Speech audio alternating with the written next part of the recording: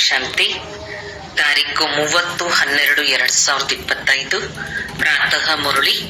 ಮಧುರ ಮಕ್ಕಳೇ, ಪಾಪಗಳಿಂದ ಹಗೂರರಾಗಲು ಆಜ್ಞಾಕಾರಿಗಳು ಪ್ರಾಮಾಣಿಕರಾಗಿ ತಮ್ಮ ಕರ್ಮದ ಕಥೆಯನ್ನು ತಂದೆಗೆ ಬರೆದುಕೊಡಿ, ಆಗ ಕ್ಷಮೆ ಸಿಗುವುದು.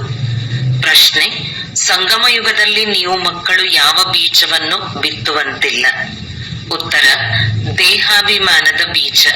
ಈ ಬೀಜದಿಂದ ಎಲ್ಲಾ ವಿಕಾರಗಳ ವೃಕ್ಷವು ಬೆಳೆಯುತ್ತದೆ.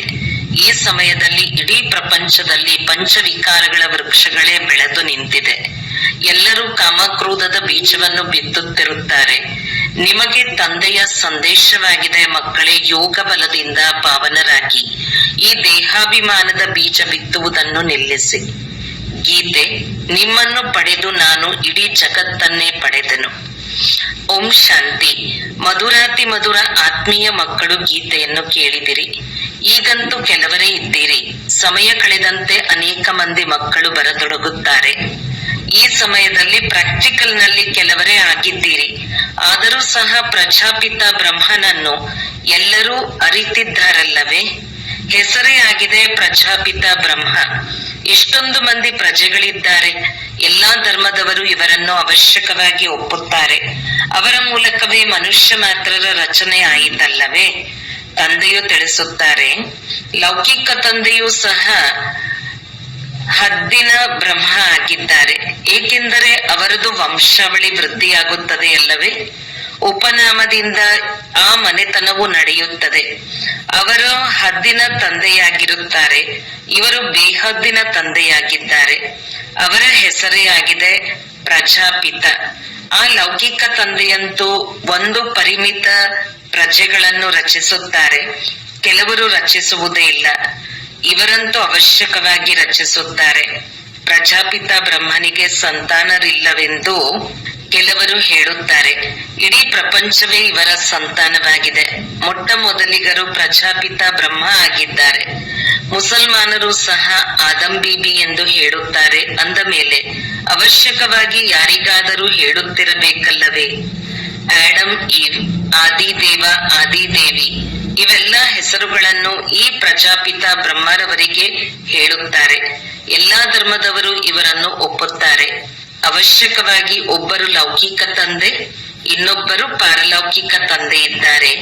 ಈ ಪಾರಲೌಕಿಕ ತಂದೆಯು ಬೇಹದ್ದಿನ ಸುಖವನ್ನು ಕೊಡುವವರಾಗಿದ್ದಾರೆ.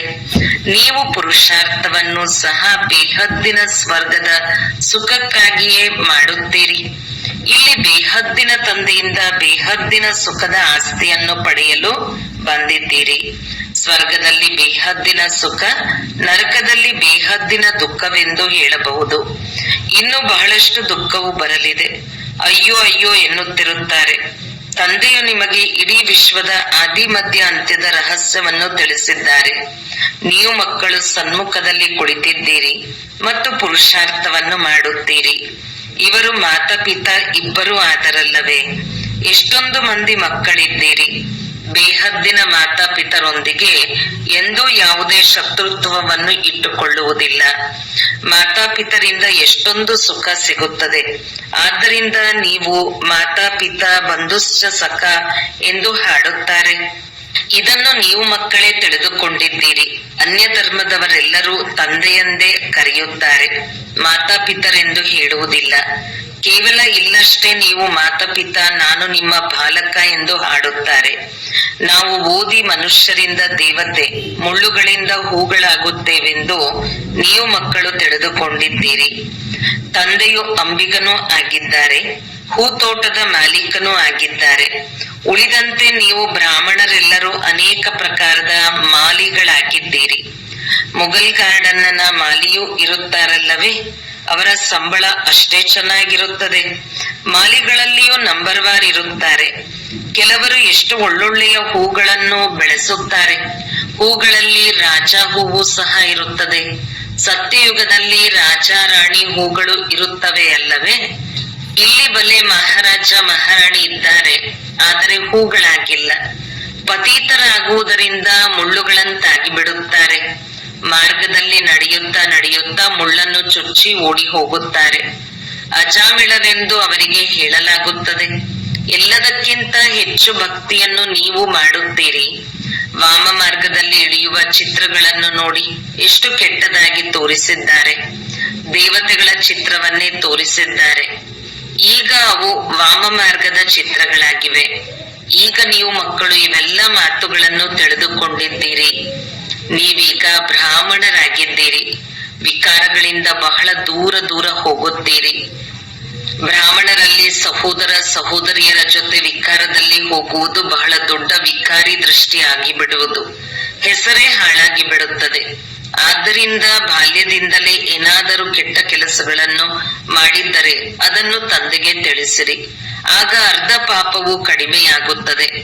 ನೆನಪಂತೂ ಇರುತ್ತದೆಯಲ್ಲವೇ, ಇಂತಹ ಸಮಯದಲ್ಲಿ ನಾವು ಇಂತಹ ಕೆಟ್ಟ ಕೆಲಸವನ್ನು ಮಾಡಿದ್ದೆವು ಎಂದು.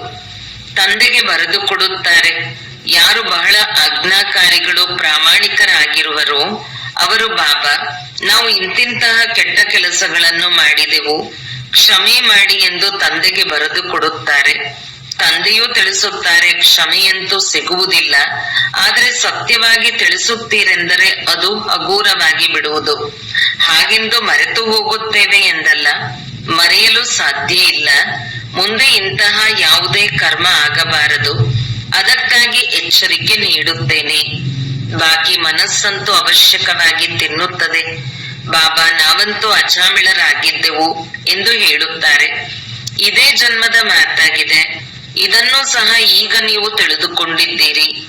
ಯಾವಾಗಿನಿಂದ ವಾಮ ಮಾರ್ಗದಲ್ಲಿ ಬಂದು ಪಾಪಾತ್ಮರಾಗಿದ್ದೀರಿ. ಈಗ ತಂದೆಯು ಪುನಃ ನಮ್ಮನ್ನು ಪುಣ್ಯಾತ್ಮರನ್ನಾಗಿ ಮಾಡುತ್ತಾರೆ. ಪುಣ್ಯಾತ್ಮರ ಪ್ರಪಂಚವೇ ಬೇರೆಯಾಗಿದೆ. ಬಲೆ ಪ್ರಪಂಚವು ಒಂದೇ ಆಗಿದೆ.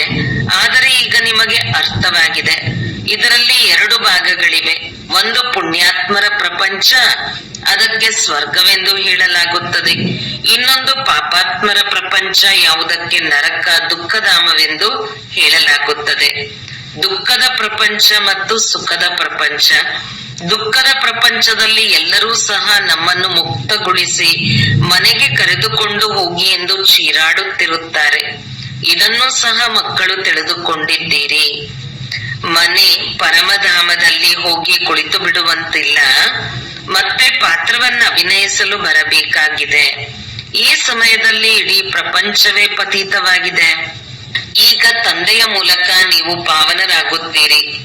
ಲಕ್ಷ್ಯವು ಸನ್ಮುಖದಲ್ಲಿದೆ. ಮತ್ಯಾರೂ ಸಹ ನಾವು ಈ ರೀತಿ ಆಗುತ್ತಿದ್ದೇವೆಂದು ಗುರಿ ಧ್ಯೇಯವನ್ನು ತೋರಿಸುವುದಿಲ್ಲ. ತಂದೆಯು ತಿಳಿಸುತ್ತಾರೆ, ಮಕ್ಕಳೇ, ನೀವು ಇಷ್ಟು ಶ್ರೇಷ್ಠರಾಗಿದ್ದೀರಿ. ಈಗ ಇಲ್ಲ. ಪೂಜ್ಯರಾಗಿದ್ದೀರಿ, ಈಗ ಪೂಜಾರಿಗಳಾಗಿ ಬಿಟ್ಟಿದ್ದೀರಿ. ಈಗ ಪುನಃ ಪೂಜ್ಯರಾಗಲು ಪುರುಷಾರ್ಥ ಮಾಡಬೇಕು. ತಂದೆಯು ಎಷ್ಟು ಚೆನ್ನಾಗಿ ಪುರುಷಾರ್ಥ ಮಾಡಿಸುತ್ತಾರೆ. ನಾನು ರಾಜಕುಮಾರನಾಗುತ್ತೇನೆ ಎಂದು ಈ ಬ್ರಹ್ಮ ತಂದೆಯು ತಿಳಿದುಕೊಳ್ಳುತ್ತಾರಲ್ಲವೇ.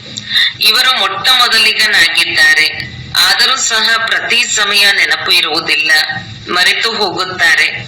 ಯಾರೆಷ್ಟಾದರೂ ಪರಿಶ್ರಮ ಪಡಲಿ, ಆದರೆ ಇನ್ನೂ ಆ ಸ್ಥಿತಿಯು ಬರುವುದಿಲ್ಲ. ಯಾವಾಗ ಯುದ್ಧದ ಸಮಯವು ಬರುವುದೋ ಆಗ ಕರ್ಮಾತೀತ ಸ್ಥಿತಿ ಆಗುವುದು.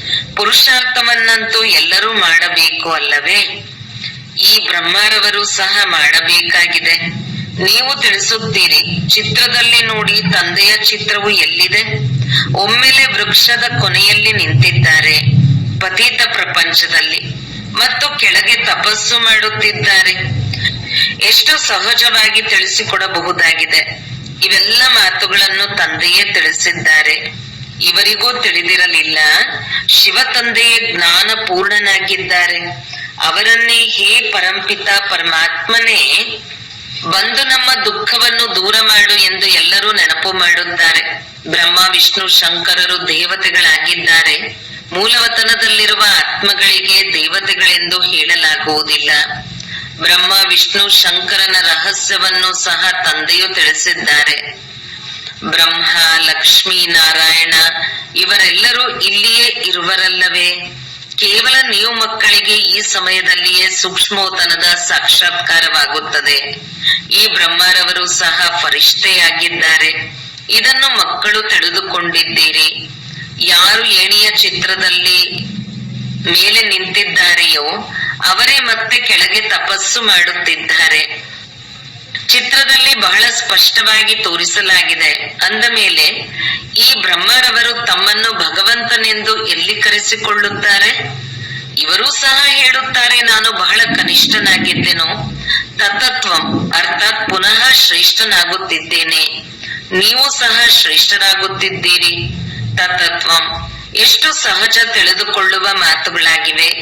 ಎಂದಾದರೂ ಯಾರಾದರೂ ಕೇಳಿದರೆ ಹೇಳಿ ನೋಡಿ, ಇವರು ಕಲಿಯುಗದ ಅಂತ್ಯದಲ್ಲಿ ನಿಂತಿದ್ದಾರಲ್ಲವೇ? ತಂದೆಯು ತಿಳಿಸುತ್ತಾರೆ, ಯಾವಾಗ ಜರ್ಜಡೀಭೂತ ಸ್ಥಿತಿ ವಾನಪ್ರಸ್ಥ ಸ್ಥಿತಿಯಾಗುವುದೋ ಆಗ ನಾನು ಇವರಲ್ಲಿ ಪ್ರವೇಶ ಮಾಡುತ್ತೇನೆ. ಈಗ ರಾಜಯೋಗದ ತಪಸ್ಸು ಮಾಡುತ್ತಿದ್ದಾರೆ. ತಪಸ್ಸು ಮಾಡುವವರಿಗೆ ದೇವತೆಗಳೆಂದು ಹೇಗೆ ಹೇಳುತ್ತೀರಿ? ರಾಜಯೋಗವನ್ನು ಕಲಿತು ನಂತರ ದೇವತೆಗಳಾಗುತ್ತಾರೆ. ನೀವು ಮಕ್ಕಳನ್ನು ಸಹ ಇಂತಹ ಕಿರೀಟಧಾರಿಗಳನ್ನಾಗಿ ಮಾಡುತ್ತಾರಲ್ಲವೇ? ಇವರೇ ದೇವತೆಯಾಗಿದ್ದಾರೆ. ಹೇಗೆ 10-20 ಮಂದಿಯ ಚಿತ್ರವನ್ನು ಇಡಬಹುದು? ಇವರು ಈ ರೀತಿಯಾಗುತ್ತಾರೆ ಎಂಬುದನ್ನು ಇದರ ಮೂಲಕ ತೋರಿಸಬಹುದಾಗಿದೆ. ಮೊದಲು ಹೀಗೆ ಎಲ್ಲರ ಭಾವಚಿತ್ರಗಳು ತೆಗೆಯಲ್ಪಟ್ಟಿದೆ. ಇದು ತಿಳಿಸುವ ಮಾತಲ್ಲವೇ? ಒಂದು ಕಡೆ ಸಾಧಾರಣ, ಇನ್ನೊಂದು ಕಡೆ ಡಬಲ್ ಕಿರೀಟಧಾರಿಗಳು. ತಾವೇ ಈ ರೀತಿಯಾಗುತ್ತಿದ್ದೇವೆ ಎಂದು ನೀವು ತಿಳಿದುಕೊಳ್ಳುತ್ತೀರಿ. ಯಾರ ಬುದ್ಧಿಯೋಗವು ಸ್ಪಷ್ಟವಾಗಿರುವುದೋ ಅವರು ಅಷ್ಟು ಶ್ರೇಷ್ಠರಾಗುವರು ಮತ್ತು ಬಹಳ ಮಧುರರು ಆಗಬೇಕು. ಈ ಸಮಯದ ಮನುಷ್ಯರಲ್ಲಿ ಕಾಮಕ್ರೋಧದ ಬೀಜವು ಎಷ್ಟೊಂದಾಗಿ ಬಿಟ್ಟಿದೆ. ಎಲ್ಲರಲ್ಲಿ ಪಂಚವಿಕಾರ ರೂಪಿ ಬೀಜದ ವೃಕ್ಷವೇ ಬೆಳೆದು ಬಿಟ್ಟಿದೆ. ಈಗ ತಂದೆಯು ತಿಳಿಸುತ್ತಾರೆ, ಮಕ್ಕಳೇ, ಇಂತಹ ಬೀಜವನ್ನು ಬಿತ್ತಬಾರದು. ಸಂಗಮ ಯುಗದಲ್ಲಿ ನೀವು ದೇಹಾಭಿಮಾನದ ಬೀಜವನ್ನು ಬಿತ್ತುವಂತಿಲ್ಲ, ಕಾಮದ ಬೀಜವನ್ನು ಬಿತ್ತುವಂತಿಲ್ಲ. ಅರ್ಧಕಲ್ಪಕ್ಕಾಗಿ ಮತ್ತೆ ರಾವಣನೇ ಇರುವುದಿಲ್ಲ. ಪ್ರತಿಯೊಂದು ಮಾತನ್ನು ತಂದೆಯು ಮಕ್ಕಳಿಗೆ ತಿಳಿಸಿಕೊಡುತ್ತಾರೆ. ಮುಖ್ಯವಾದದ್ದು ಒಂದೇ ಆಗಿದೆ, ಮನ್ಮನಾಭವ, ನನ್ನನ್ನು ನೆನಪು ಮಾಡಿ ಎಂದು ತಂದೆಯು ತಿಳಿಸುತ್ತಾರೆ. ಎಲ್ಲರಿಗಿಂತ ಕೊನೆಯಲ್ಲಿ ಇವರು ಇದ್ದಾರೆ, ಮತ್ತೆ ಎಲ್ಲರಿಗಿಂತ ಮೊಟ್ಟ ಮೊದಲಿಗನು ಇವರೇ ಆಗುತ್ತಾರೆ. ಯೋಗ ಬಲದಿಂದ ಎಷ್ಟು ಪಾವನರಾಗುತ್ತೀರಿ. ಆರಂಭದಲ್ಲಂತೂ ಮಕ್ಕಳಿಗೆ ಬಹಳ ಸಾಕ್ಷಾತ್ಕಾರವಾಗುತ್ತಿತ್ತು. ಭಕ್ತಿ ಮಾರ್ಗದಲ್ಲಿ ಯಾವಾಗ ನೌದ ಭಕ್ತಿ ಮಾಡುವರೋ ಆಗ ಸಾಕ್ಷಾತ್ಕಾರವಾಗುತ್ತದೆ. ಇಲ್ಲಂತೂ ಕುಳಿತಿದ್ದಂತೆಯೇ ಧ್ಯಾನಾವಸ್ಥೆಯಲ್ಲಿ ಹೊರಟು ಹೋಗುತ್ತಿದ್ದರು. ಇದಕ್ಕೆ ಮನುಷ್ಯರು ಜಾದು ಎಂದು ತಿಳಿಯುತ್ತಿದ್ದರು. ಇದಂತೂ ಫಸ್ಟ್ ಕ್ಲಾಸ್ ಜಾದುವಾಗಿದೆ. ಭಕ್ತ ಮೀರಾ ಬಹಳ ತಪಸ್ಸು ಮಾಡಿದಳು, ಸಾಧು ಸಂತರ ಸಂಘ ಮಾಡಿದಳು. ಆದ್ರೆ ಇಲ್ಲಿ ಯಾವುದೇ ಸಾಧು ಸಂತರಿಲ್ಲ. ಇವರು ನಮ್ಮೆಲ್ಲರ ತಂದೆಯಾಗಿದ್ದಾರೆ. ಎಲ್ಲರ ತಂದೆಯು ಶಿವ ತಂದೆಯಾಗಿದ್ದಾರೆ. ನಾವು ಗುರೂಜಿಯೊಂದಿಗೆ ಮಿಲನ ಮಾಡಿದೆವು ಎಂದು ಕೆಲವರು ಹೇಳುತ್ತಾರೆ. ಆದರೆ ಇಲ್ಲಿ ಗುರುಗಳು ಯಾರೂ ಇಲ್ಲ. ಶಿವ ತಂದೆಯು ನಿರಾಕಾರನಾಗಿದ್ದಾರೆ. ಅಂದ ಮೇಲೆ ಯಾರೊಂದಿಗೆ ಮಿಲನ ಮಾಡಲು ಬಯಸುತ್ತೀರಿ? ಆ ಗುರುಗಳ ಬಳಿಯಂತೂ ಹೋಗಿ ಕಾಣಿಕೆಯನ್ನಿಡುತ್ತಾರೆ. ಇಲ್ಲಂತೂ ತಂದೆಯು ಬೇಹದ್ದಿನ ಮಾಲೀಕನಾಗಿದ್ದಾರೆ. ಇಲ್ಲಿ ಯಾವುದೇ ಕಾಣಿಕೆಯನ್ನು ಕೊಡುವ ಮಾತಿಲ್ಲ. ಅವರು ತೆಗೆದುಕೊಂಡು ಈ ಹಣವನ್ನೇ ಮಾಡುತ್ತಾರೆ. ನಾನು ವಿಶ್ವದ ಮಾಲೀಕನಾಗುತ್ತೇನೆಂದು ಈ ಬ್ರಹ್ಮರವರು ಸಹ ತಿಳಿದುಕೊಳ್ಳುತ್ತಾರೆ. ಮಕ್ಕಳು ಏನೆಲ್ಲ ಹಣ ಇತ್ಯಾದಿಗಳನ್ನು ಕೊಡುವರೋ ಅದರಿಂದ ಅವರಿಗಾಗಿಯೇ ಮನೆ ಇತ್ಯಾದಿಗಳನ್ನು ಕಟ್ಟಿಸುತ್ತಾರೆ. ಹಣವಂತೂ ಈ ಶಿವ ತಂದೆಗಾಗಲಿ ಬ್ರಹ್ಮ ತಂದೆಗಾಗಲಿ ಬೇಕಾಗಿಲ್ಲ. ಈ ಮನೆಗಳನ್ನು ಸಹ ಮಕ್ಕಳಿಗಾಗಿಯೇ ಕಟ್ಟಿಸಲ್ಪಟ್ಟಿದೆ. ಮಕ್ಕಳೇ, ಬಂದು ಇರುತ್ತೀರಿ. ಕೆಲವರು ಬಡವರಿರುತ್ತಾರೆ, ಕೆಲವರು ಸಾಹುಕಾರರಿರುತ್ತಾರೆ. ಬಾಬಾ, ನಮ್ಮ ಈ ಹಣದಿಂದ ಒಂದು ಇಟ್ಟಿಗೆಯನ್ನಾದರೂ ಹಾಕಿರಿ ಎಂದು ಕೆಲವರು 2 ರೂಪಾಯಿಗಳನ್ನು ಕಳುಹಿಸುತ್ತಾರೆ. ಕೆಲವರು 1000 ರೂಪಾಯಿಗಳನ್ನು ಕಳುಹಿಸುತ್ತಾರೆ. ಭಾವನೆಯಂತೂ ಇಬ್ಬರದು ಒಂದೇ ಆಗಿದೆ ಅಲ್ಲವೇ? ಆದ್ದರಿಂದ ಇಬ್ಬರ ಪುಣ್ಯವು ಸಮಾನವಾಗಿ ಬಿಡುತ್ತದೆ. ಮತ್ತೆ ಮಕ್ಕಳು ಬಂದಾಗ ಎಲ್ಲಿ ಬೇಕೋ ಅಲ್ಲಿ ಇರುವರು. ಯಾರು ಮನೆಯನ್ನು ಕಟ್ಟಿಸಿದ್ದಾರೆಯೋ ಅವರು ಒಂದು ವೇಳೆ ಬಂದರೆ ಅವರನ್ನು ಬಹಳ ಚೆನ್ನಾಗಿ ನೋಡಿಕೊಳ್ಳಬೇಕಾಗುತ್ತದೆ. ಇದರಿಂದ ಕೆಲವರು ತಂದೆಯೂ ಸಹ ಒಬ್ಬೊಬ್ಬರನ್ನು ನೋಡಿ ಖಾತ್ರಿ ಮಾಡುತ್ತಾರೆಂದು ಹೇಳಿಬಿಡುತ್ತಾರೆ. ಅರೆ, ಅವಶ್ಯವಾಗಿ ಆ ರೀತಿ ಮಾಡಬೇಕಾಗುತ್ತದೆ ಅಲ್ಲವೇ? ಕೆಲವರನ್ನು ಎಲ್ಲಿ ಕೂರಿಸಿದರೂ ಕುಳಿತುಕೊಳ್ಳುತ್ತಾರೆ. ಇನ್ನು ಕೆಲವರು ಬಹಳ ನಾಜೂಕಾಗಿರುತ್ತಾರೆ. ವಿದೇಶದಲ್ಲಿರುವವರು ಬಹಳ ದೊಡ್ಡ ದೊಡ್ಡ ಮಹಲುಗಳಲ್ಲಿರುತ್ತಾರೆ. ಒಂದೊಂದು ದೇಶದಿಂದಲೂ ದೊಡ್ಡ ದೊಡ್ಡ ಸಾಹುಕಾರರು ಒಂದು ವೇಳೆ ನಿಶ್ಚಯ ಬುದ್ಧಿಯವರಾದರೆ ಮನೆಗಳನ್ನು ಅದೇ ರೀತಿ ಕಟ್ಟಿಸುತ್ತಾರೆ. ಇಲ್ಲಿ ನೋಡಿ ಎಷ್ಟೊಂದು ಮಂದಿ ಮಕ್ಕಳಿರುತ್ತಾರೆ. ಮತ್ಯಾವ ತಂದೆಗೂ ಇಂತಹ ವಿಚಾರಗಳಿರುವುದಿಲ್ಲ. ಬಲೆ ಅವರಿಗೆ 10, 12 ಅಥವಾ 20 ಮಂದಿ ಮಕ್ಕಳು ಮೊಮ್ಮಕ್ಕಳಿರಬಹುದು. ಕೆಲವರಿಗೆ 200, 500 ಮಂದಿಯೂ ಇರಬಹುದು. ಆದರೆ ಇದಕ್ಕಿಂತಲೂ ಹೆಚ್ಚು ಇರಲು ಸಾಧ್ಯವಿಲ್ಲ. ಇಲ್ಲಿ ತಂದೆಯ ಪರಿವಾರವನ್ನು ನೋಡಿ ಎಷ್ಟು ದೊಡ್ಡದಾಗಿದೆ. ಇನ್ನೂ ಹೆಚ್ಚು ವೃದ್ಧಿಯಾಗುವುದು. ಇಲ್ಲಿ ರಾಜಧಾನಿಯು ಸ್ಥಾಪನೆಯಾಗುತ್ತಿದೆ. ತಂದೆಯ ಪರಿವಾರವು ಎಷ್ಟೊಂದಾಗುವುದು. ಮತ್ತೆ ಪ್ರಜಾಪಿತ ಬ್ರಹ್ಮನ ಪರಿವಾರವು ಎಷ್ಟೊಂದಾಯಿತು. ಕಲ್ಪಕಲ್ಪವು ಯಾವಾಗ ತಂದೆಯು ಬರುವರು ಆಗಲೇ ಅದ್ಭುತ ಮಾತುಗಳು ನಿಮ್ಮ ಕಿವಿಗಳಲ್ಲಿ ಬೀಳುತ್ತವೆ. ಹೇ ಪ್ರಭು, ನಿನ್ನ ಗತಿ ಮತ ಎಲ್ಲರಿಗಿಂತ ಭಿನ್ನವಾಗಿದೆ ಎಂದು ಆ ತಂದೆಗಾಗಿಯೇ ನೀವು ಹೇಳುತ್ತೀರಿ. ಭಕ್ತಿ ಮತ್ತು ಜ್ಞಾನ ಮಾರ್ಗದಲ್ಲಿ ಎಷ್ಟೊಂದು ವ್ಯತ್ಯಾಸವಿದೆ. ತಂದೆಯು ನಿಮಗೆ ತಿಳಿಸುತ್ತಾರೆ, ಸ್ವರ್ಗಕ್ಕೆ ಹೋಗಬೇಕೆಂದರೆ ದೈವಿ ಗುಣಗಳನ್ನು ಧಾರಣೆ ಮಾಡಿಕೊಳ್ಳಿ. ಈಗಂತೂ ಮನುಷ್ಯರು ಮುಳ್ಳುಗಳಾಗಿದ್ದಾರಲ್ಲವೇ. ನಾನು ನಿರ್ಗುಣನಲ್ಲಿ ಯಾವುದೇ ಗುಣವಿಲ್ಲವೆಂದು ಹಾಡುತ್ತಿರುತ್ತಾರೆ. ಬಾಕಿ 5 ವಿಕಾರಗಳ ಅವಗುಣಗಳು ಎಲ್ಲರಲ್ಲಿಯೂ ಇದೆ. ರಾವಣ ರಾಜ್ಯವಾಗಿದೆ. ಈಗ ನಿಮಗೆ ಎಷ್ಟು ಒಳ್ಳೆಯ ಜ್ಞಾನವು ಸಿಗುತ್ತದೆ. ಈ ಜ್ಞಾನವು ಎಷ್ಟು ಖುಷಿ ಕೊಡುವುದೋ ಅಷ್ಟು ಬೇರೆ ಯಾವ ಜ್ಞಾನವೂ ಕೊಡುವುದಿಲ್ಲ. ನೀವು ತಿಳಿದುಕೊಂಡಿದ್ದೀರಿ, ನಾವು ಆತ್ಮಗಳು ಮೇಲೆ ಮೂಲವತನದ ನಿವಾಸಿಗಳಾಗಿದ್ದೆವು. ಸೂಕ್ಷ್ಮವತನದಲ್ಲಿ ಬ್ರಹ್ಮ, ವಿಷ್ಣು, ಶಂಕರ ಅದು ಕೇವಲ ಸಾಕ್ಷಾತ್ಕಾರವಾಗುತ್ತದೆ. ಬ್ರಹ್ಮ, ಲಕ್ಷ್ಮೀನಾರಾಯಣ ಎಲ್ಲರೂ ಇಲ್ಲಿನವರಾಗಿದ್ದಾರೆ. ಸೂಕ್ಷ್ಮವತನದಲ್ಲಿ ಕೇವಲ ಅವರ ಸಾಕ್ಷಾತ್ಕಾರವಾಗುತ್ತದೆ. ವ್ಯಕ್ತ ಬ್ರಹ್ಮನು ಮತ್ತೆ ಸೂಕ್ಷ್ಮವತನವಾಸಿ ಫರಿಷ್ಠ ಬ್ರಹ್ಮ ಹೇಗಾಗುತ್ತಾರೆ ಎಂಬುದಕ್ಕೆ ಅಲ್ಲಿ ಚಿಹ್ನೆ ಇದೆ, ಬಾಕಿ ಇನ್ನೇನು ಇಲ್ಲ. ಈಗ ನೀವು ಮಕ್ಕಳು ಎಲ್ಲ ಮಾತುಗಳನ್ನು ತಿಳಿದುಕೊಳ್ಳುತ್ತಾ ಹೋಗುತ್ತೀರಿ, ಧಾರಣೆ ಮಾಡಿಕೊಳ್ಳುತ್ತಾ ಹೋಗುತ್ತೀರಿ. ಯಾವುದೇ ಹೊಸ ಮಾತಿಲ್ಲ. ನೀವು ಅನೇಕರಿಗೆ ದೇವತೆಗಳಾಗಿದ್ದೀರಿ. ದೈವಿ ರಾಜ್ಯ ಇತ್ತಲ್ಲವೇ. ಈ ಚಕ್ರವು ಸುತ್ತುತ್ತಿರುತ್ತದೆ. ಹೇಗೆ ವಿನಾಶಿ ನಾಟಕವಿರುತ್ತದೆ ಹಾಗೆಯೇ ಇದು ಅನಾದಿ ಅವಿನಾಶಿ ನಾಟಕವಾಗಿದೆ. ಇದು ನಿಮ್ಮ ವಿನಃ ಮತ್ಯಾರ ಬುದ್ಧಿಯಲ್ಲಿಯೂ ಇಲ್ಲ. ಇದೆಲ್ಲವನ್ನೂ ತಂದೆಯು ತಿಳಿಸಿಕೊಡುತ್ತಾರೆ. ಇದು ಪರಂಪರೆಯಿಂದ ನಡೆದು ಬಂದಿದೆ ಎಂದಲ್ಲ.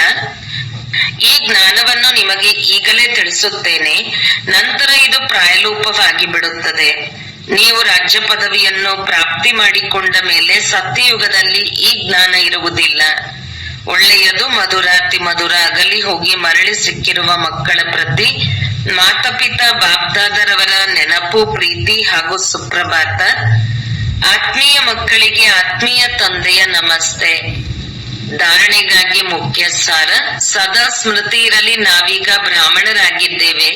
ಆದ್ದರಿಂದ ವಿಕಾರಗಳಿಂದ ಬಹಳ ಬಹಳ ದೂರವಿರಬೇಕು. ಎಂದು ಕೂದೃಷ್ಟಿಯಾಗಬಾರದು. ತಂದೆಯೊಂದಿಗೆ ಬಹಳ ಬಹಳ ಆಜ್ಞಾಕಾರಿ ಪ್ರಾಮಾಣಿಕರಾಗಿರಬೇಕು. 2. ಡಬಲ್ ಕಿರೀಟಧಾರಿ ದೇವತೆಗಳಾಗಲು ಬಹಳ ಮಧುರರಾಗಬೇಕು. ಬುದ್ಧಿಯೋಗವು ಸ್ಪಷ್ಟವಾಗಿ ಇರಬೇಕು. ರಾಜಯೋಗದ ತಪಸ್ಸು ಮಾಡಬೇಕು. ವರದಾನ: ಸದಾ ಬೇಹದ್ದಿನ ಸ್ಥಿತಿಯಲ್ಲಿ ಸ್ಥಿತರಾಗುವಂತಹ ಬಂಧನ ಮುಕ್ತ, ಜೀವನ್ ಮುಕ್ತ ಭವ. ದೇಹಾಭಿಮಾನ ಸೀಮಿತ ಸ್ಥಿತಿಯಾಗಿದೆ. ದೇಹಿ ಅಭಿಮಾನಿಗಳಾಗುವುದು ಬೇಹದ್ದಿನ ಸ್ಥಿತಿಯಾಗಿದೆ. ದೇಹದಲ್ಲಿ ಬರುವುದರಿಂದ ಅನೇಕ ಕರ್ಮದ ಬಂಧನಗಳಲ್ಲಿ ಬರಬೇಕಾಗುತ್ತದೆ. ಆದರೆ ಯಾವಾಗ ದೇಹಿ ಆಗಿ ಬಿಡುವಿರಿ ಆಗ ಎಲ್ಲ ಬಂಧನಗಳು ಸಮಾಪ್ತಿಯಾಗಿ ಬಿಡುವುದು. ಹೇಗೆ ಹೇಳಲಾಗುತ್ತದೆ, ಬಂಧನ ಮುಕ್ತರೇ ಜೀವನ್ ಮುಕ್ತರು ಎಂದು. ಈ ರೀತಿ ಯಾರು ಬೇಹದ್ದಿನ ಸ್ಥಿತಿಯಲ್ಲಿ ಸ್ಥಿತರಾಗಿರುತ್ತಾರೆ ಅವರು ಜಗತ್ತಿನ ವಾಯುಮಂಡಲ, ವೈಬ್ರೇಷನ್, ತಮೋಗುಣಿ ವೃತ್ತಿಗಳು, ಮಾಯೆಯ ವಾರ್ ಇದೆಲ್ಲದರಿಂದ ಮುಕ್ತರಾಗಿ ಬಿಡುತ್ತಾರೆ. ಇದಕ್ಕೆ ಹೇಳಲಾಗುವುದು ಜೀವನ್ ಮುಕ್ತ ಸ್ಥಿತಿ. ಇದರ ಅನುಭವವನ್ನು ಸಂಗಮ ಯುಗದಲ್ಲಿಯೇ ಮಾಡಬೇಕು. ಸ್ಲೋಗನ್: ನಿಶ್ಚಯ ಬುದ್ಧಿಯ ಚಿಹ್ನೆ ನಿಶ್ಚಿತ ವಿಜಯ ಮತ್ತು ನಿಶ್ಚಿಂತ. ಅವರ ಬಳಿ ವ್ಯರ್ಥ ಬರಲು ಸಾಧ್ಯವಿಲ್ಲ. ಅವ್ಯಕ್ತ ಸೂಚನೆ. ಈಗ ಸಂಪನ್ನ ಅಥವಾ ಕರ್ಮಾತೀತರಾಗುವುದರಲ್ಲಿ ತತ್ಪರರಾಗಿರಿ. ಕರ್ಮಗಳ ಗುಹ್ಯ ಗತಿಯನ್ನು ತಿಳಿದುಕೊಂಡು ಅರ್ಥಾತ್ ತ್ರಿಕಾಲದರ್ಶಿಯಾಗಿ ಪ್ರತಿ ಕರ್ಮವನ್ನು ಮಾಡಿ